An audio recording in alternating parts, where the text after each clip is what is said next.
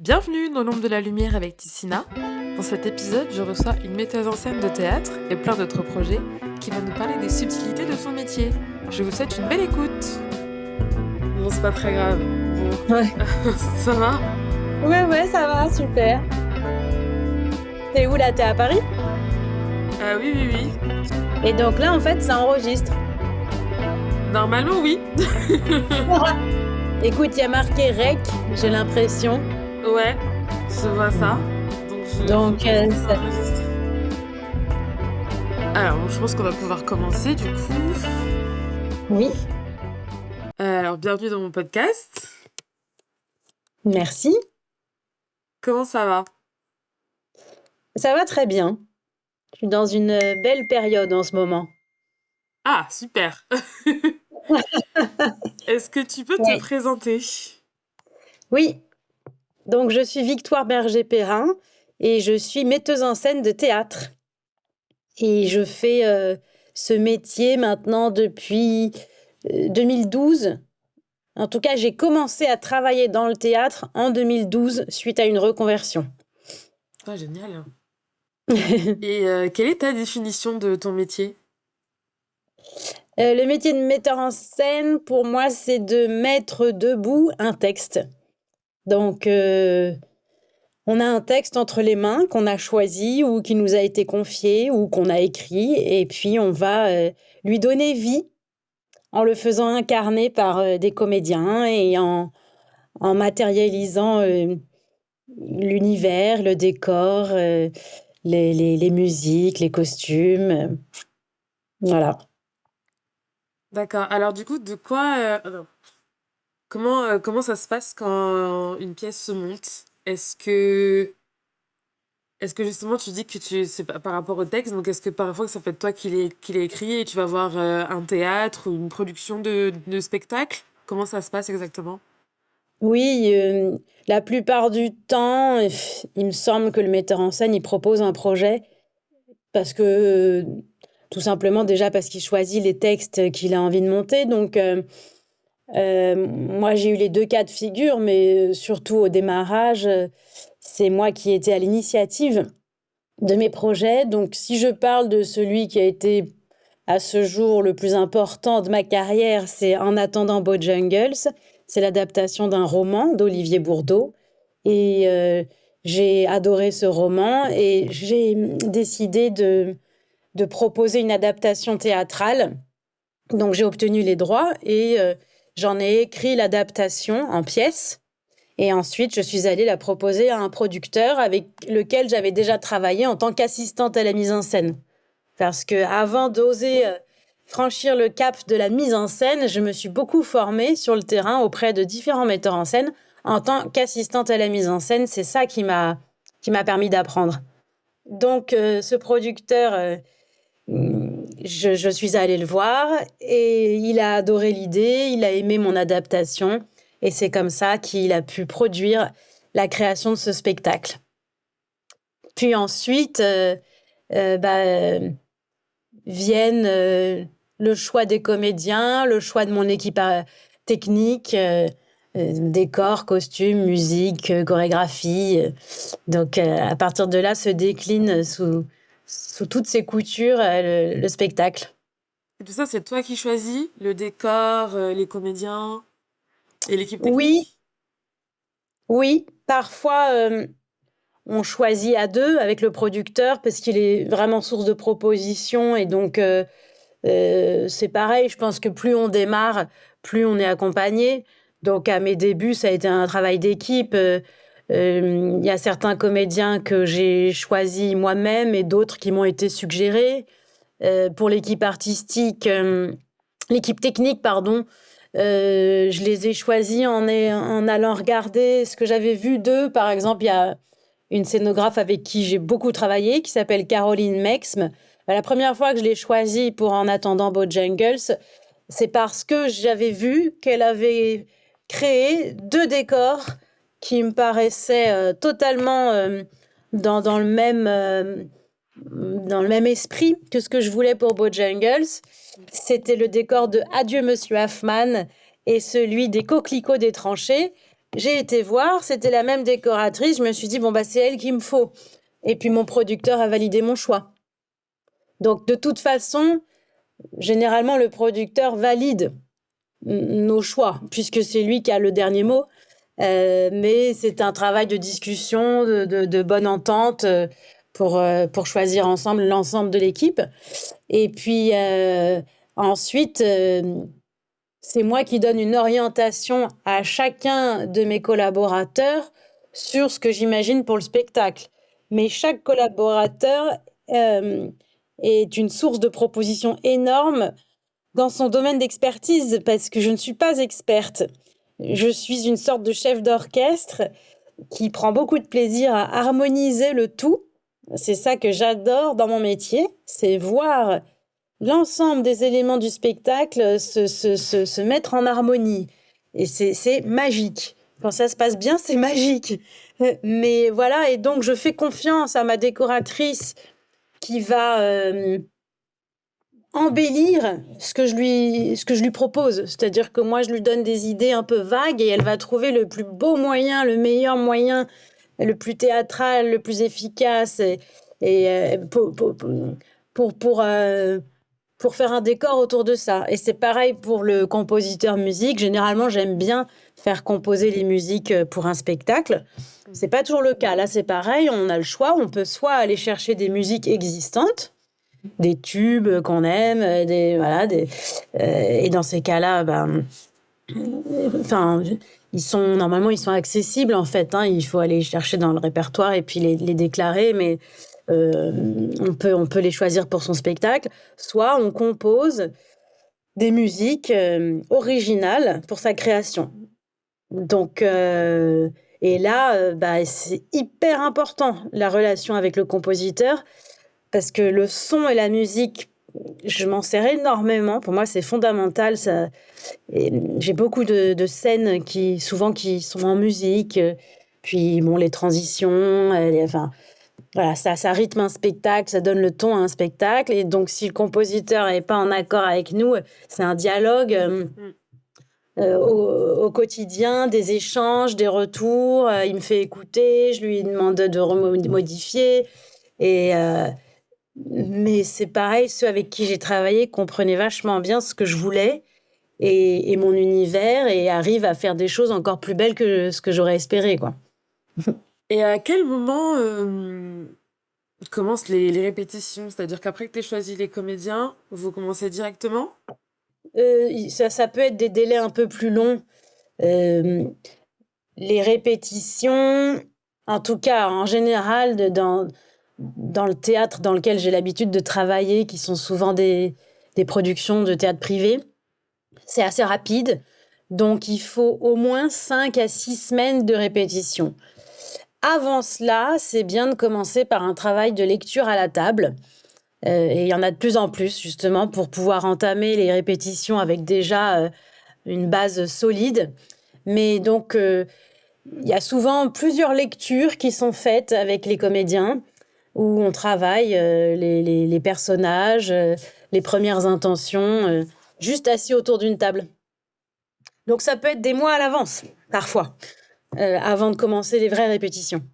Ça dépend. Parfois, tout va très vite parce qu'on est programmé dans un théâtre dans 3 mois et c'était pas prévu et on met les bouchées doubles. Et puis d'autres fois, un projet met 3 ans à se faire.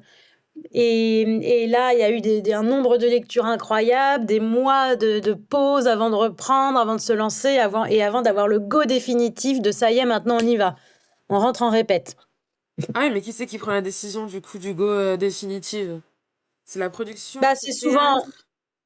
C'est le théâtre et ou le producteur. Parfois, le producteur est le théâtre. Parfois, le producteur n'est pas le théâtre.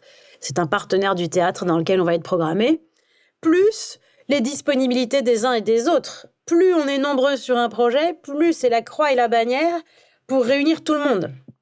Et ça, le metteur en scène, il peut en baver. Quand j'ai des grosses créations comme Trésor National où il y a 6 comédiens, c'est un calvaire de réunir tout le monde et d'arriver à se lancer dans une création, répétition et exploitation où tout le monde soit là. Et donc ça aussi, ça peut rallonger les délais. Parce que si on veut absolument quelqu'un dans son équipe, bah, on l'attend et dans ce métier, on le sait, bah, on est sur plusieurs projets à la fois et il faut se diversifier et donc on peut pas en vouloir, aux différentes personnes, d'être sur plusieurs choses et il faut croiser les doigts pour que tout se goupille bien, en fait. Et le jour où tout se goupille bien, mais je pense que c'est pareil dans l'audiovisuel, hein, où toutes les étoiles sont alignées, c'est que c'est le bon moment et là, les choses se font plutôt bien en général, heu, pour, heu, pour permettre, une jolie période de répétition et une jolie exploitation de ton spectacle. Et quel type, d'indications tu donnes exactement, à tes acteurs? C'est des intentions de jeu, c'est ça? Des intentions de je sais Oui, pas. il y a les déplacements déjà, bon, D'accord.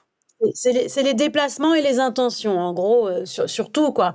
Hem, Parce qu'il y a une espèce de première maquette qui se monte. Moi généralement j'aime bien faire ça, les 1res semaines, on essaye de faire un premier schéma de à quoi va ressembler le spectacle. Donc on met en place les scènes. Donc c'est une histoire de place et de déplacement et cetera et puis après il y a aussi, bah, les intentions donc je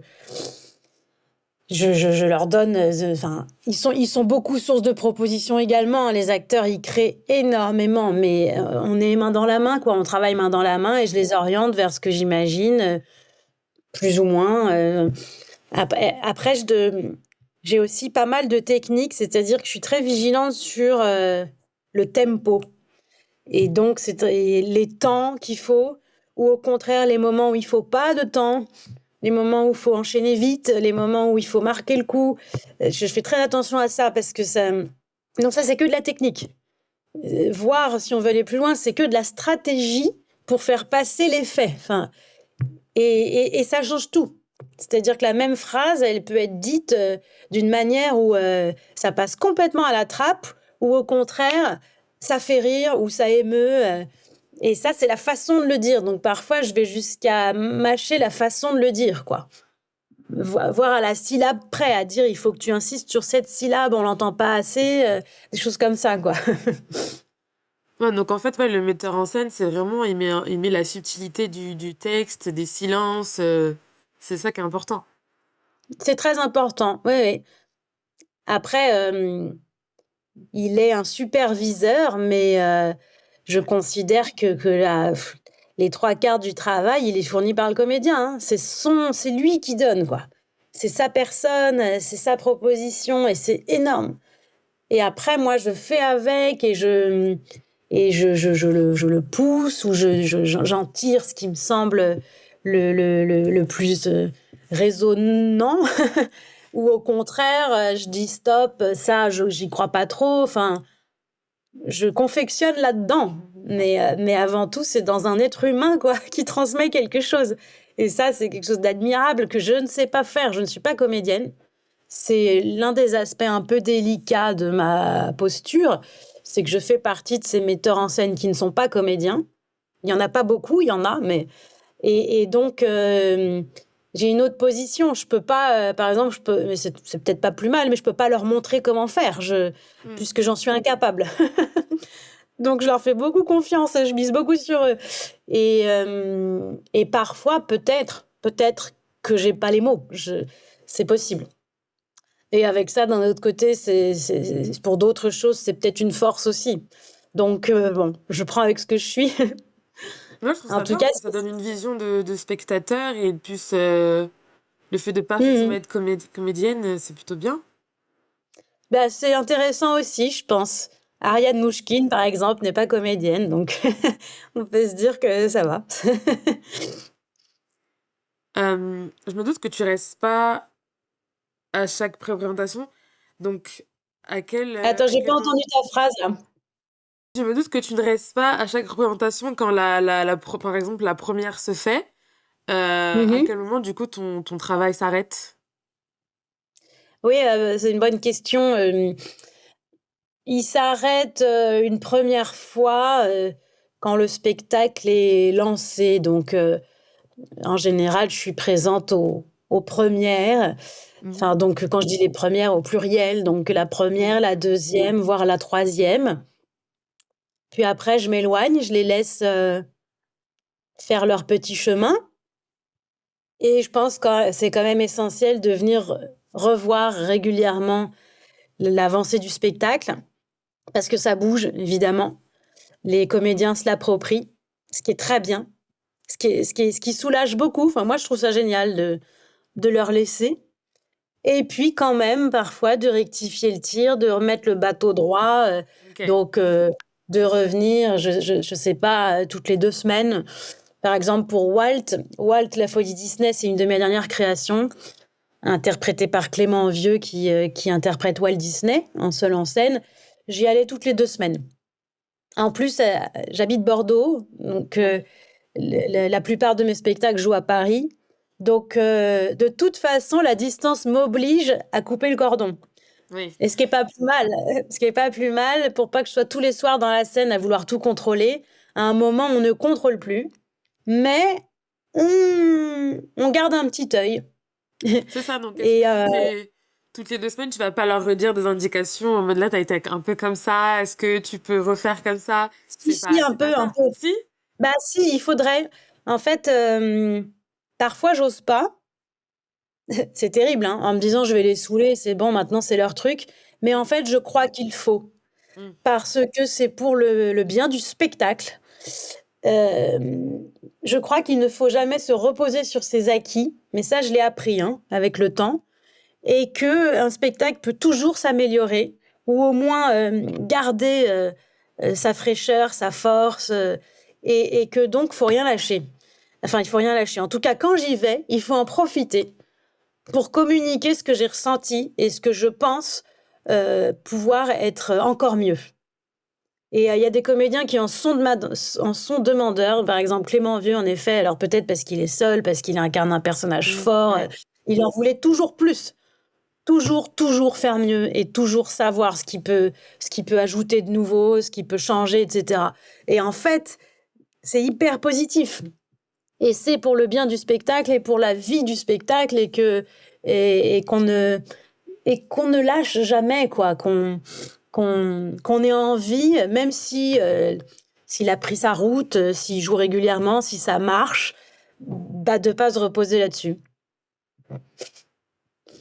Donc c'est un juste milieu, si je résume, entre un lâcher prise obligatoire de la part du metteur en scène, mais une exigence toujours régulière. Ça demande quand même beaucoup de travail. Puis j'imagine que tu suis plusieurs projets à la fois. Alors ça dépend, parce que c'est un luxe, hein, quand on est metteur en scène, d'avoir plusieurs projets à la fois. Donc parfois, il y a rien Mm. pendant des mois. Et puis tout d'un coup, il y en a 2 ou 3 qui jouent en même temps. Bon, bah oui, faut jongler. Faut jongler, mais non, mais ça va. Une fois que c'est lancé, ça va. On trouve son rythme. Le plus costaud, c'est la période de création, qui est en plus très stressante. Il y a quand même beaucoup de stress. Ces derniers temps, j'ai vécu beaucoup de stress sur des créations importantes avec des gros enjeux et avec beaucoup de monde impliqué, des enjeux financiers. Et c'est vrai que waouh, il faut avoir les nerfs solides. Et c'est donc jusqu'à jusqu'au démarrage de la pièce que le travail est le plus épuisant, avec le travail préparatoire, donc avant même les répétitions, en effet, tout ce qu'il faut anticiper et coordonner avec ses équipes, et préparer pour que le moment des répètes soit le plus efficace possible. Ensuite, il y a les répétitions. Bon, c'est, c'est le moment que je préfère, moi. C'est évidemment quand on est au plateau avec les comédiens et qu'on crée et qu'on voit l'objet se construire sous ses yeux et que c'est une création collective, en fait, hein. C'est absolument magique. Ça peut être aussi très stressant si tout d'un coup il y a des choses qui se passent pas comme on aimerait, si on trouve pas, si on rame, si on s'entend pas aussi. Heureusement, ça m'est peu arrivé, mais ça peut être laborieux. Enfin, euh, voilà. Et ensuite, le démarrage, il y a la première. Je pense que très vite, le jour de la première, on arrive à savoir si ça sent bon ou pas, si la sauce a pris. Et là, il y a encore un petit moment de stress parce qu'il y a les premiers jours. Par exemple, à Avignon. Avignon, c'est le seul endroit où je vois presque toutes les représentations. En tout cas, tant que je suis présente au Festival d'Avignon, j'y vais tous les jours. Surtout si c'est une création. Pour Trésor National, qui est une création que j'ai mise en scène au Festival d'Avignon dernier, j'ai été là les 13 premiers jours du festival. Eh bien, j'ai vu 13 fois le spectacle parce qu'il était tout nouveau et parce qu'il y avait des choses à peaufiner, à rectifier, qui n'étaient pas tout à fait là. Et alors là, c'est très stressant aussi. C'est beaucoup d'énergie. Beaucoup d'énergie pour pareil, pour en faire le meilleur spectacle qui soit et expérimenter une fois qu'on l'a lancé devant le public, ce qui mérite d'être retouché, quoi. Tant qu'il est encore temps. Enfin, voilà. Mais après, encore une fois, le 13 juillet, à la moitié du festival, je suis partie parce qu'il y a un moment où je dois les laisser vivre et puis je dois aussi, pour ma propre santé, me lâcher prise, quoi. Lâcher prise et avoir confiance et avancer dans d'autres directions aussi. Et donc tu le lâches qu'à la fin, à la dernière représentation Non, non. Non, non, je lâche plus tôt. Enfin, je lâche le plus gros beaucoup plus tôt, Oui, mais je garde un œil. Mais là, au Festival d'Avignon, je suis partie à la moitié. oui. Et ils ont terminé sans moi. Et ça s'est bien passé, ils se sont très bien débrouillés.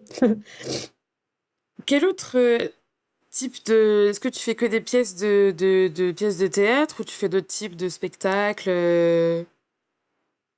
Alors là, pour la première fois de ma vie, j'ai aidé à mettre en scène un concert. Je sais plus si je t'en avais parlé à la soirée de Bojangles, Je mais pense que oui. j'ai commencé, oui. Oui. J'ai commencé à travailler avec Félix Radu, qui est un comédien de théâtre à la base, Mm. mais qui s'est lancé dans la chanson. Il écrit aussi, il écrit des très beaux textes. Donc Félix Radu, en ce moment, il a le vent en poupe. Il faut dire qu'il écrit des textes d'amour sublimes qui font pleurer, franchement.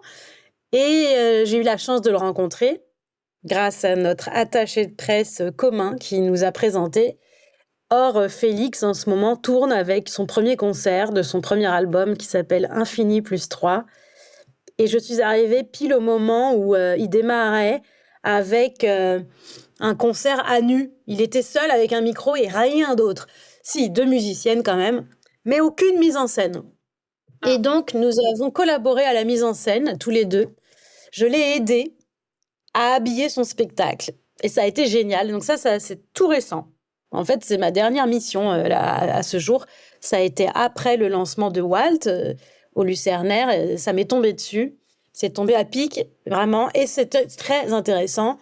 Donc, pour moi, c'est un travail d'habillage, en fait. C'est comment rendre ce concert beau, vivant, avec des beaux tableaux, avec un déroulé qui tient la route. Et ça s'est super bien passé avec Félix. Il avait déjà beaucoup de choses en tête. Donc, en fait, je l'ai aussi aidé à matérialiser ces choses-là. Enfin, par exemple, il avait une chanson qui s'appelle Après la pluie. Enfin, la pluie dans ma tête, ça s'appelle. Et il voulait qu'il pleuve vraiment sur le plateau. Bon, c'est très compliqué. Ça arrive, hein. Je crois que dans le concert de Julien Doré, il y a de la vraie pluie qui tombe. Enfin, mais bon, c'est quand même vachement... Je pense que c'est très cher, très complexe à mettre en œuvre techniquement. Donc nous, on n'a pas fait ça et on a trouvé un système de petits confettis transparents qui lui tombent dessus avec la lumière, le faisceau de lumière dedans. Ça ressemble vraiment à une pluie, quoi. Et c'est super joli. Et c'est beaucoup plus simple Oui, que de la vraie eau sur le plateau. Donc, c'est des trucs comme ça, tout bêtes, dont on a parlé ensemble et qu'on a réussi à mettre en œuvre. Et au final, j'ai assisté à son premier concert mis en scène à Toulouse. C'était en janvier. Et ça s'est super bien passé. Puis là, il tourne avec ce format-là.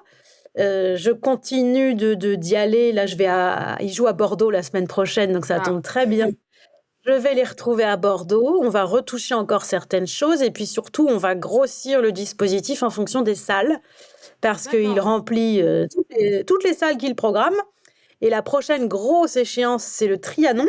Il va chanter au Trianon le 25 mars prochain et donc là, on va encore un petit peu augmenter la structure, les effets, et cetera. Il va rajouter des titres, donc ça veut dire des nouvelles chansons, des nouveaux tableaux, Ça veut dire que et tu seras là cetera, en et cetera. répète pour superviser tout ça. On va répéter très peu de temps, mais je serai là en tout cas pour Ouais, l'aider à intégrer ces nouveautés.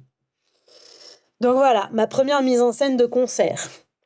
toute première. Waouh! Oui, Et ouais, c'était un ouais, mais challenge pour toi? T'as hésité ou pas du tout? Tu t'es dit: «J'y vais, parce que» pas une seconde, j'ai pas hésité une seconde. Non, mais surtout parce que c'était Félix aussi, c'est que c'est un amour, de garçon et un grand artiste. Donc on travaille hyper bien ensemble. J'adore ses chansons, enfin c'est magnifique et en plus j'adore son équipe, en plus il s'est trouvé que c'est les musiciennes avec qui il joue sont adorables, les régisseurs avec qui il tourne sont géniaux, trop donc bien. tout s'est passé à merveille. Ça a été vraiment le coup de bol de l'année là de le Alignement des rencontrer, quoi. planètes, incroyable. Oui, oui, oui et ça, c'est comme ça dans ce métier, donc il faut arriver dans les temps morts Mmh. à se redire, maintenant ton expérience t'a dit qu'il y a des moments hauts et des moments bas et c'est comme ça, quoi. Et en fait et donc là, je disais: «En ce moment, je suis dans un moment haut». Donc tu me parles à un super moment de ma vie, mais il y a d'autres moments où c'est très calme. Mais en fait, c'est pas grave, ça fait partie du truc, quoi. C'est les moments calmes, bah, ça se passe, sous l'iceberg, c'est-à-dire c'est sous la terre et il se passe quand même des choses, mais elles sont pas visibles. Oui, Mais c'est c'est vrai. quand même un travail et puis il faut nourrir, l'être intérieur pendant qu'il se passe rien. Il faut se remplir avant de pouvoir recommencer.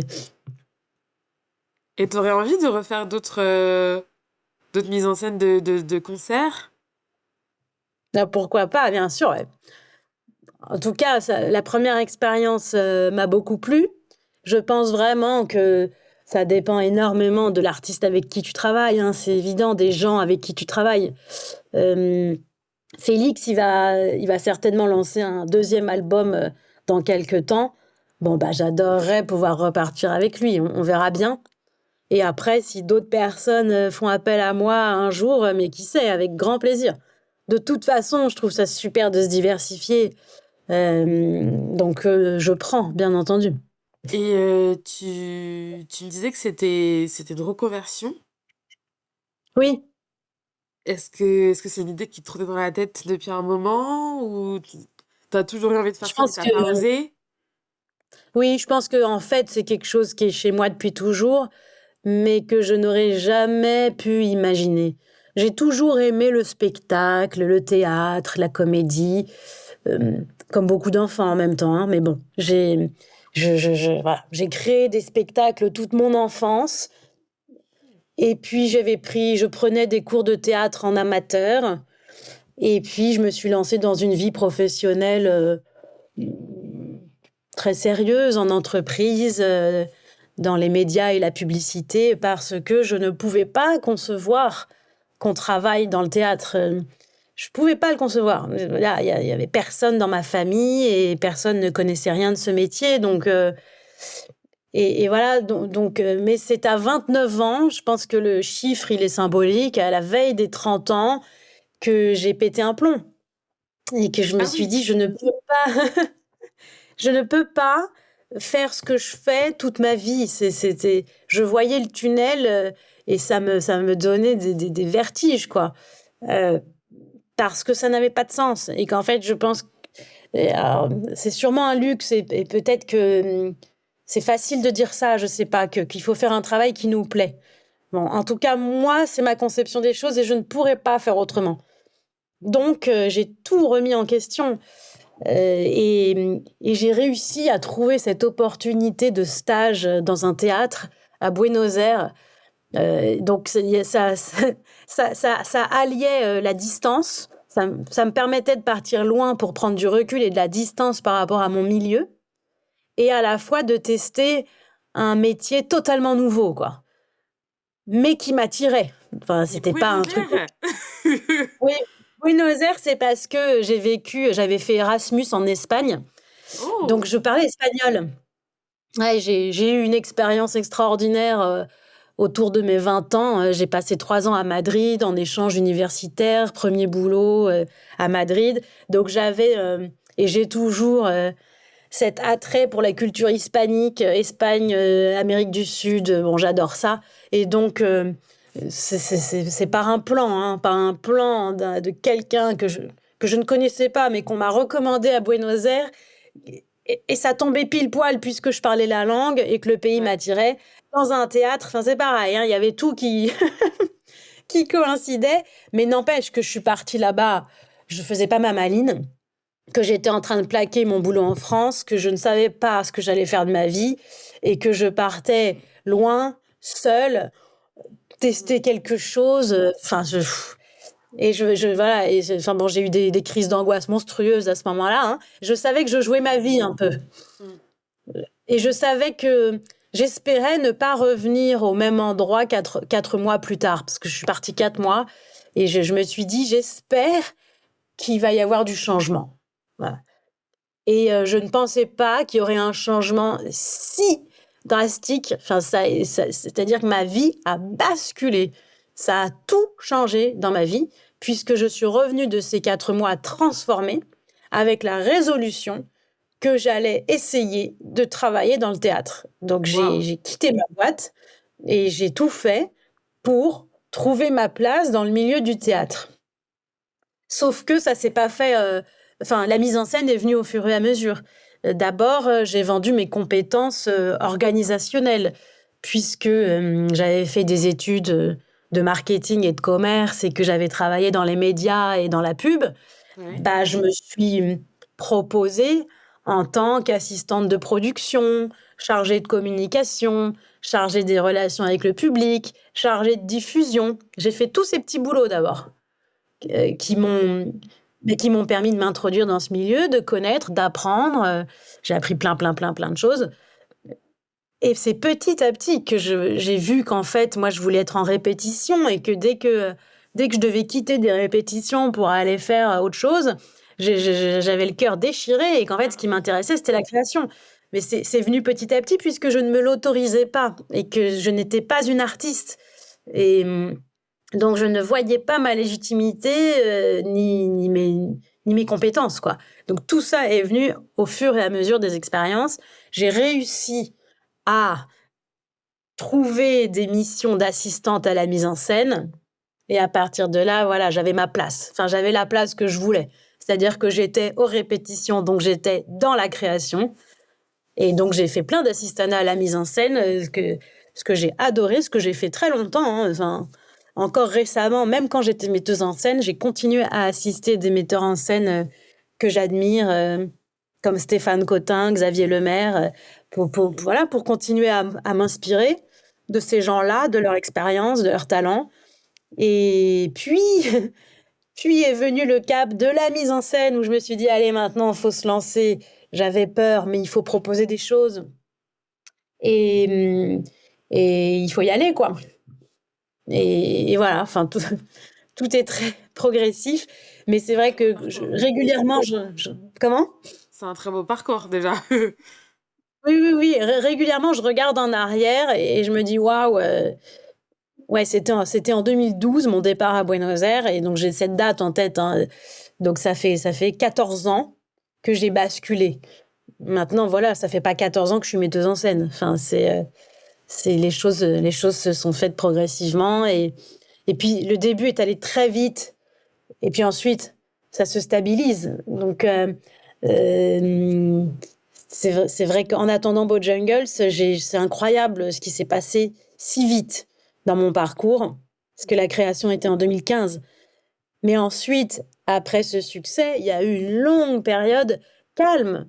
Voilà, j'ai fait quelques mises en scène, mais je sais pas comment dire, beaucoup plus soft, qui ont moins qui Ouais, ont moins remué, qui ont eu moins de succès, qui ont moins joué et donc mon parcours a été à des vitesses différentes. c'est ça. Mais je suis très fière de ce parcours, bien sûr. Est-ce que les metteurs en scène, ils ont un statut d'intermittence? Oui, oui, je pense que la plupart des metteurs en scène sont intermittents, ouais. Donc, ils ont un salaire pour la création. D'accord. Généralement, c'est un forfait. Donc, c'est grâce à ce salaire qu'ils peuvent faire des cachets et être intermittents. Mais bon, mine de rien, ça veut dire qu'il faut en faire pas mal, hein, des mises en scène. Ouais. C'est pas simple. D'où l'avantage souvent d'être diversifié, de faire plusieurs choses.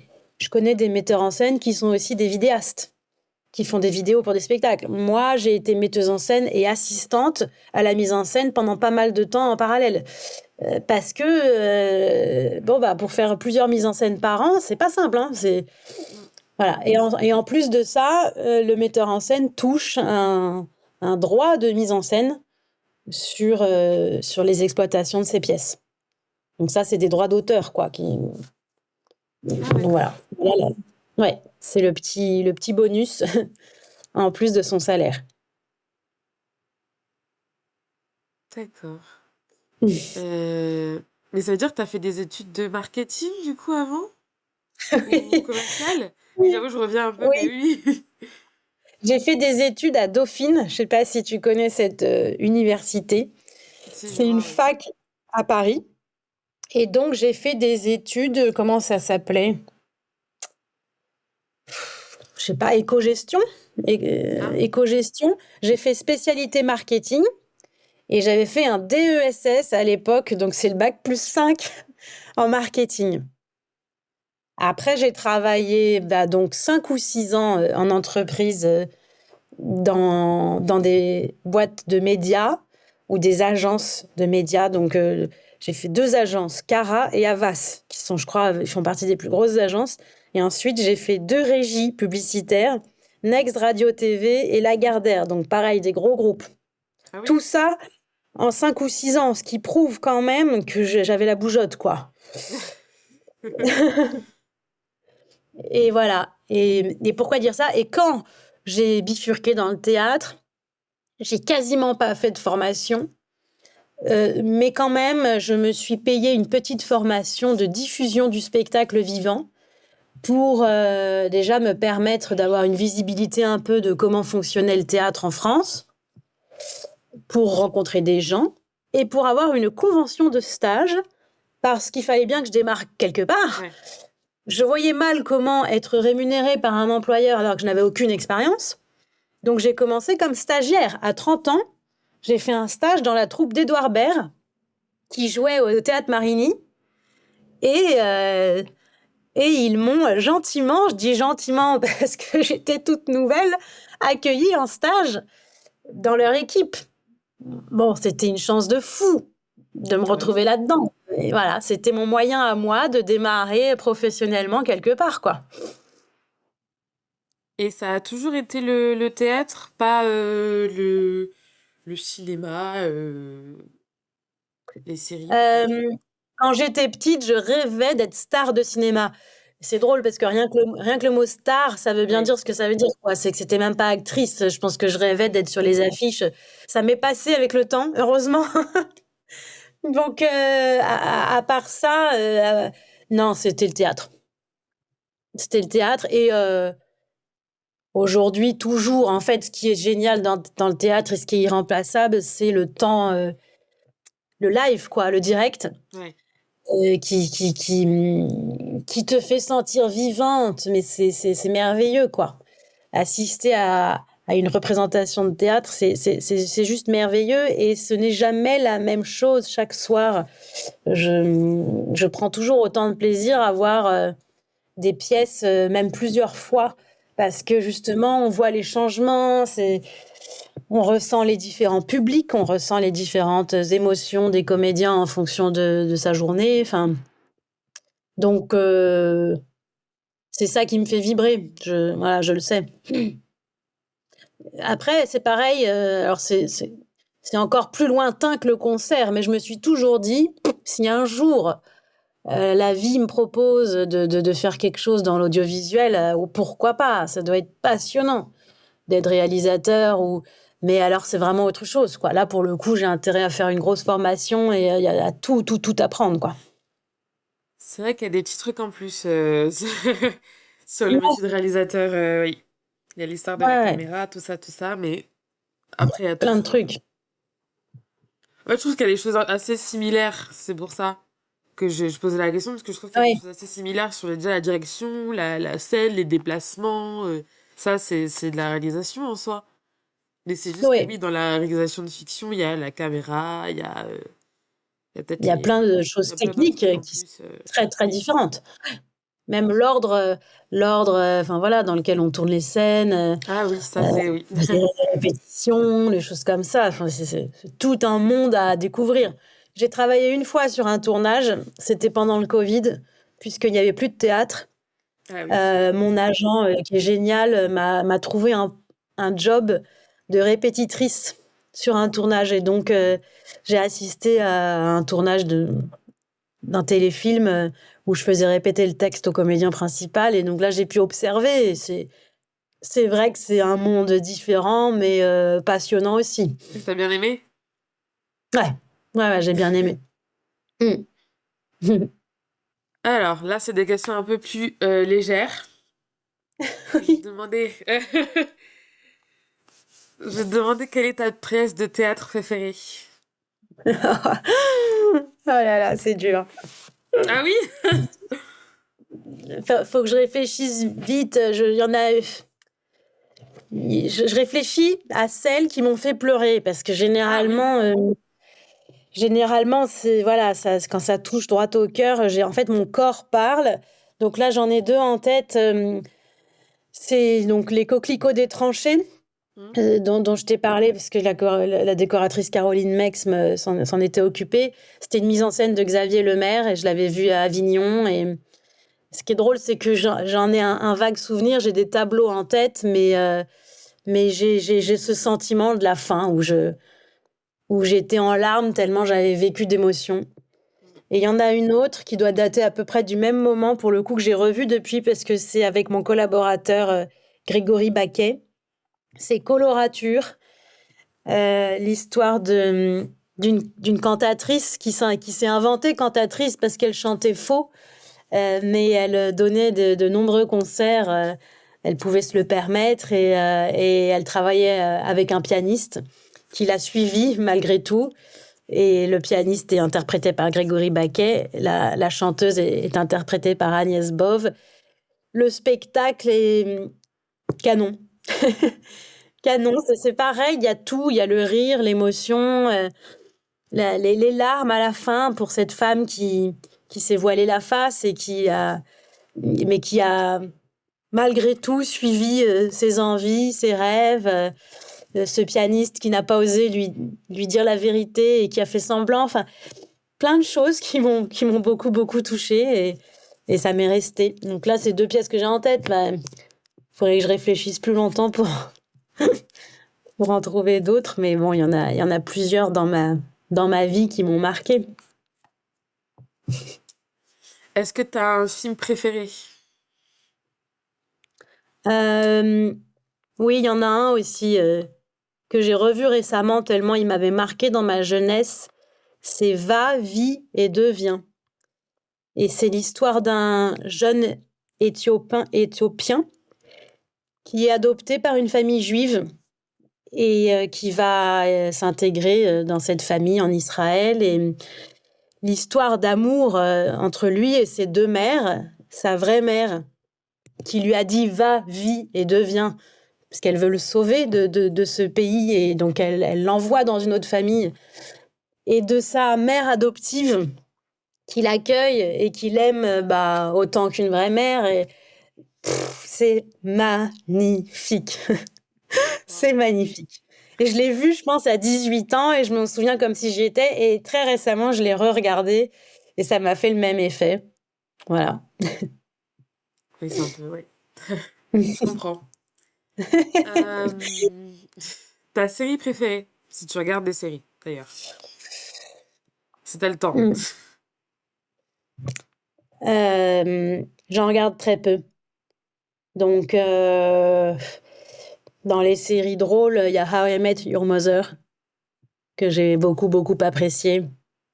Et encore avant ça, plus tôt, il y avait Friends. Ah oui. Mais sinon, aujourd'hui, j'ai vu des bouts de séries. J'ai commencé Le Bureau des légendes, qui est super bien, mais j'ai pas été jusqu'au bout. Parfois, j'ai envie d'en regarder plus, mais j'en regarde pas beaucoup. T'inquiète, c'est pas grave. Moi, j'avoue, je suis pro des séries, donc je peux rien dire. Oui. J'en regarde beaucoup trop. Ah, t'en regardes plein? Ouais, je T'as sais, oui. regardé, là, on m'a recommandé Los Años Nuevos. Ça te dit Oui, quelque chose ou oui, pas? si, si, oui. Il C'est paraît que pas c'est mal. extraordinaire. Ouais. Ouais, c'est bien. En plus, ça se passe à Madrid, donc on m'a dit qu'il fallait absolument que je regarde ça, que Bah j'allais oui, aimer. c'est ça. Et chaque épisode, ça, c'est les nouvel an de deux Oui. personnes. Ouais. En vrai, c'est pas mal. Mhm. Est-ce que t'as une musique préférée que t'écoutes tout le temps? Bah, il y en a une qui me trotte beaucoup dans la tête. Si on parle du classique, c'est le trio de Schubert. Bon, elle est très très très belle et en plus j'ai un projet dessus que sur lequel je planche depuis plusieurs années et j'espère qu'il va aboutir. Ça s'appelle le Pansement Schubert et c'est sur une violoncelliste qui s'appelle Claire Aupert qui existe, hein, qui a écrit un récit sur le fait qu'elle va soigner les malades en leur jouant notamment le trio de Schubert. Voilà. C'est une musique très très belle. C'est une musique aussi qui était dans un spectacle superbe, Marie des Poules, avec Arnaud Denis et Béatrice Agenin. Ça m'avait marqué parce que déjà j'adorais cette musique et je m'étais dit tiens, Arnaud a mis cette musique dans son spectacle. Une musique préférée pour se motiver? Il y en a une sur laquelle j'aime bien danser qui s'appelle Yes Sir. Je sais plus si c'est Yes Sir ou Boogie Boogie. Attends, je regarde. Ouais, Yes Sir, I Can Boogie. Elle est hyper bien pour faire la fête. Yes, sir, I can boogie. Ouais. Je vais checker ça très vite pour pouvoir l'écouter plus tard. Ah bah tu vas voir, c'est entraînant. Ah C'est oui? un peu Ok, d'accord. Ben, je me le note, comme ça je vais regarder, je vais écouter ça. ouais. Euh, musique préférée à chanter sous la douche? Est-ce que tu chantes sous la Euh, douche déjà, Victoire? pas trop, pas trop. Si je devais chanter, il y en a une que j'adore, c'est Quand j'étais chanteur, justement. Quand j'étais chanteur? Oh waouh. Ouais, c'est de Michel Delpech. Mais il en a fait une superbe chanson en binôme avec Alain Souchon. Quand j'étais chanteur. Super belle aussi, si tu veux l'écouter. Ouais, je vais mettre ça dans mes playlists à écouter. Je pense que je vais faire une playlist de toutes les recommandations que m'ont fait mes invités. Mais Et oui, ça va être t'as trop, ça intérêt. serait trop bien. C'est exactement. Musique préférée pour s'endormir. Ou alors podcast pour Oh, s'endormir, à la limite. oh là là là là. Qu'est-ce qui pourrait bien m'endormir? Moi, j'arrive pas à écouter de la musique en m'endormant. Mais qu'est-ce qui pourrait me détendre? Hmm, peut-être une musique de Renaud, par exemple, En cloque, par exemple, de Renaud. Ok, intéressant. Très jolie musique. Hmm. Musique que tu détestes. Genre vraiment, tu peux. Ou alors type de musique. Ça peut être un type de musique ou une musique Ouais, particulière. ouais, que je déteste, je sais pas. Quand il y a des sons dissidents, j'aime pas trop. Tu vois, il y a certaines musiques de jazz qui me hérissent les poils. Mais j'ai pas d'exemple concret. Ou les musiques qui sont trop entêtantes, trop longtemps. généralement, il faut que ce soit harmonieux, tu vois. Quand justement ça frotte, j'aime pas trop. Ah, d'accord, je vois totalement. Tu vois? Absolument. La personne qui t'a le plus marqué. Euh, enfin, de nos jours ou n'importe quelle personnalité? Ah, n'importe qui. Charlie Chaplin, c'est mon idole. Euh, alors, c'est probablement plus Charlot. C'est le personnage qu'il incarne Ouais. qui me, voilà, qui m'a accompagné toute ma vie. Je connais tout de lui. J'ai tout vu. J'ai vu tous les Charlots depuis que je suis petite et ça continue de me toucher autant. Donc, il incarne l'humanité à lui tout entier. Et voilà, c'est un de mes personnages favoris. Peut-être mon personnage favori. Ensuite, je me suis beaucoup intéressée à la vie de l'homme, Charlie Chaplin, qui est passionnante. J'ai même travaillé sur un spectacle sur lui en tant qu'assistante. Et je rêverais de refaire un spectacle sur lui. Donc, il n'est pas aussi humain que son personnage, mais tout aussi passionnant quand même. Quel homme, quel artiste, quel talent, quelle sensibilité. Enfin, c'est énorme, quoi. Est-ce que tu as une anecdote de prépa, de répétition, qui est marrante?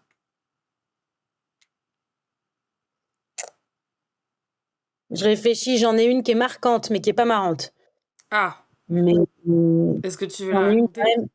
Ouais, oui, oui, j'en ai une qui est pas banale. C'est cet été, enfin c'est avant le Festival d'Avignon, donc le fameux Trésor national que j'ai mis en scène avec 6 comédiens, avec un gros décor, un gros budget, une grosse production, un gros enjeu, Ouais. une grosse pression.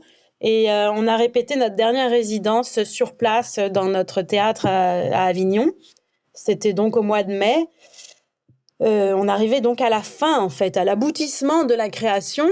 Et puis le dernier jour de la résidence, on avait tous bien stressé, beaucoup travaillé, bonne ambiance, hein, mais quand même beaucoup de stress et de fatigue. Et c'était le filage final avec photos et vidéos, donc présence d'une photographe pour prendre les photos qui serviront à la com. Et puis captation vidéo, 3 caméras, toute l'équipe, pour avoir du matériel à montrer, pour pouvoir faire un teaser, etc.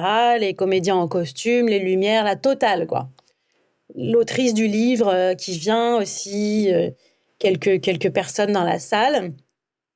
Et au bout de 10 minutes de spectacle, l'actrice principale, interprétée par Julie Cavana, se pète le mollet. En fait, sur un mauvais mouvement, Mais non. je crois qu'elle a sauté dans les bras de son partenaire et elle s'est claqué le mollet. Donc, tout d'un coup, elle s'immobilise. Elle se met presque à gémir de douleur, parce que je crois que ça fait un mal de chien. Donc, elle se met à halter de douleur. Tout le monde s'arrête. Oui. C'était horrible. On a mis quelques temps à comprendre ce qui se passait, parce qu'on ne comprenait pas.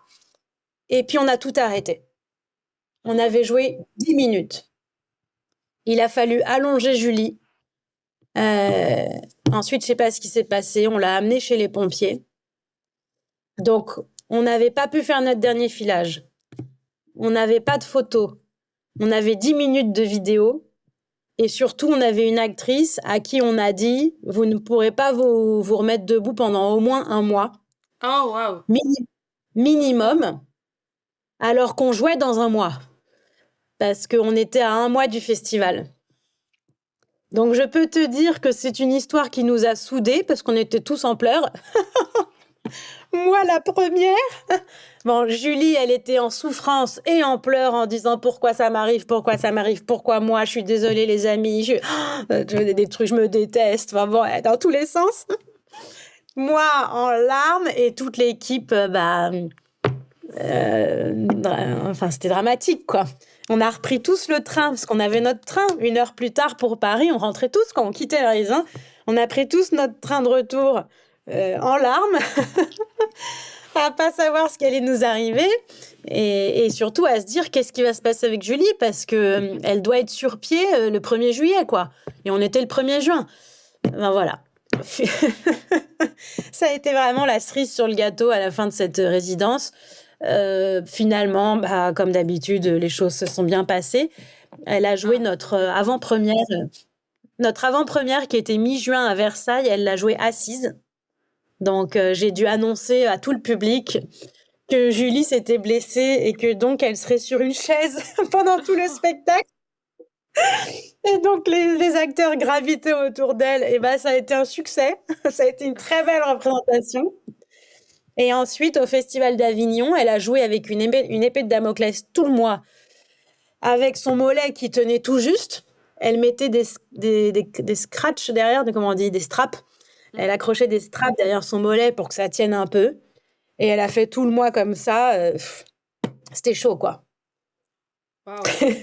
Voilà les aléas du théâtre, du spectacle vivant. Mais quel stress! Ouais, maintenant j'en rigole, mais vraiment j'étais mal. Tu m'étonnes. Voilà l'anecdote dernièrement la plus marquante. Ah oui, ça c'est... Ouais. Pas forcément la plus drôle, mais après coup on en rigole. Fracture du mollet en moins de la première, yes. Ouais, déchirure du mollet. Wow. Dur. Du coup, quel conseil Voilà. tu donnerais à quelqu'un qui veuille devenir metteuse en scène de théâtre? Évidemment, je dirais de foncer. Enfin, à mes yeux, c'est... Je sais pas le plus beau métier au monde, parce que en tout cas, c'est le plus beau pour moi, mais c'est un métier magnifique, passionnant, génial, grisant. Il faut juste ne pas désirer la stabilité.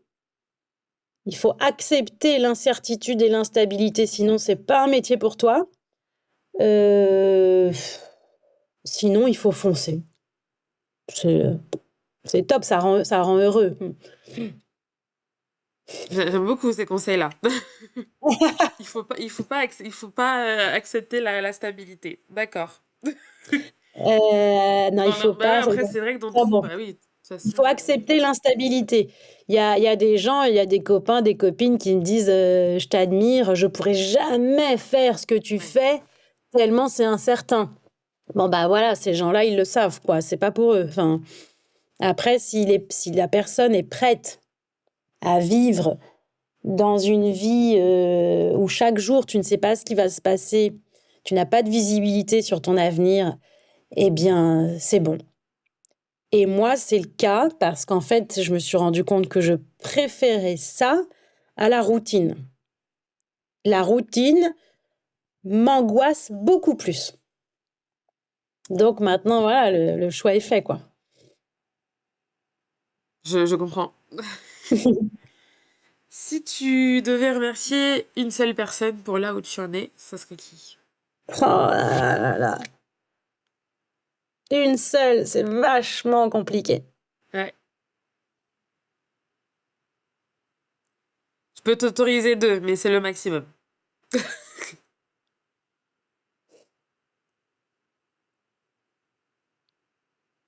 Bon, je dirais mon père, parce qu'au moment où j'ai pété un plomb à 29 ans et où on a déjeuné au restaurant pour faire un point, une situation de crise, qu'est-ce qu'on fait, ma fille?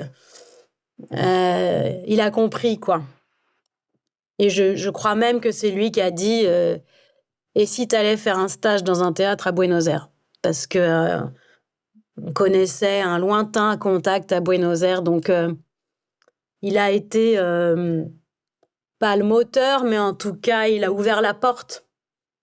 Et il a été d'une compréhension totale sur le fait que c'était un vrai gros changement qu'il fallait. Et que c'était pas sa fille qui faisait un petit caprice, quoi. Voilà. Ah, c'est très bien. Euh, Quels sont tes futurs projets, si tu peux en parler? Oui. Alors, le prochain projet, ça va être un projet local et je suis très contente. Je vais le créer à Pessac, à côté de Bordeaux, là où j'habite, avec une comédienne qui s'appelle Bénédicte et je vais la mettre en scène dans son seul en scène. Voilà, qui va être une comédie, mais une comédie assez psychologique quand même sur comment on peut appeler ça, sur une dérive psychologique. Enfin, donc j'en dis pas plus pour le moment. Ensuite, je travaille toujours sur le pansement Schubert, donc sur l'écriture de l'adaptation de ce récit de la violoncelliste Claire Aupert, qui soigne les gens grâce à sa musique. Et puis, on est en discussion avec Félix Radu pour commettre en scène une de ses pièces, cette fois-ci. Mais ça, c'est vraiment du long terme, donc je vous en dirai plus tard. C'est pas pour tout de suite, mais J'adore le c'est en teasing déjà. Ouais, exactement. Et ça pourrait être une très belle collaboration théâtrale, cette fois-ci, avec Félix. Mais il serait tout seul ou ce serait plein de... Plusieurs comédiens. Oh, waouh. Ok. Est-ce que tu as un dernier message à transmettre? Non, ça va. Je peux dire quelque chose de très général sur ce métier. Voilà, que ce que j'ai pu constater, moi, c'est que quand on suit ce qui nous plaît, quand on est en accord avec ce qu'on veut vraiment, j'ai pu constater que les portes s'ouvraient, quoi. Que les choses peuvent se faire plus ou moins facilement quand on s'écoute vraiment. Voilà. Après, je me rends pas compte, peut-être que c'est facile à dire et peut-être que j'ai eu de la chance, j'en sais rien, hein. En tout cas, c'est ce que j'ai ressenti, moi, donc c'est ce que j'ai envie de dire aux gens qui hésitent ou voilà, qui se posent des questions, que parfois, il faut faire confiance, quitte à sauter dans le vide, parce que ça peut nous faire découvrir des choses merveilleuses, quoi, qu'on soupçonnait pas. Et donc, ça peut valoir le coup. Ouais, parfait. Merci beaucoup. Avec plaisir. Merci pour tes questions. Merci d'avoir écouté ce podcast. N'hésitez pas à nous suivre sur les réseaux sociaux @LDLL Podcast. Rendez-vous au prochain épisode.